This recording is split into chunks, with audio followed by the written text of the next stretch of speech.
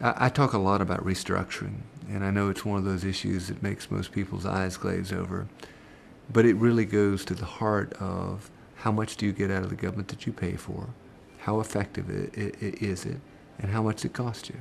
You got to look in our structure and recognize the fact that it is fatally flawed. Because it was put in place in 1895. It was put in place at a time when there was a genuine fear that a black man would be elected governor of South Carolina. And so as a consequence, they took the traditional functions of executive branch and diffused them into the wind such that even if a black man was elected governor in Reconstruction, South Carolina, it wouldn't matter because he wouldn't have any responsibility anyway. That is an insane model from which to run your government in the 21st century and from which to try and compete in the global economy of which we're a part. One of the byproducts of a legislatively dominated state is duplication. It's what's good for your district and your district and your district, and add up the total, and that's what you get to, versus having in there that second branch of government, executive branch, to look statewide and say, wait, we've already got 4 of those. Do we really need a 5th? The old saying is, when everybody's in charge, nobody's in charge. That is what we see in South Carolina government. Indeed, nobody being in charge. In the military world, they'll put one person ultimately in charge of, for instance, a ship with the Navy. In the education world, you put one person in charge of the classroom and one principal in charge of that school.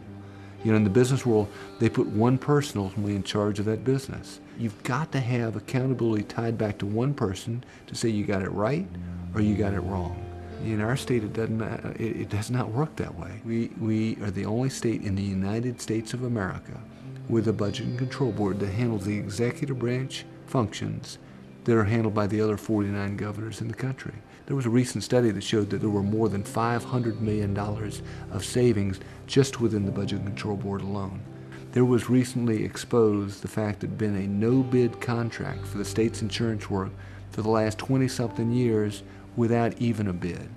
I could give you lots of other examples, but what it means is we get less in the way of efficiency and effectiveness out of our state government because of the lack of accountability built into the system.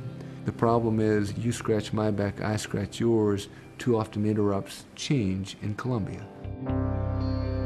The thing that can overcome that is every one of us making our voice heard to a much greater degree on the need to change things in Columbia so that we're unshackled from this long outdated government structure, and I think freer to compete in this global economy, again, of which we're a part.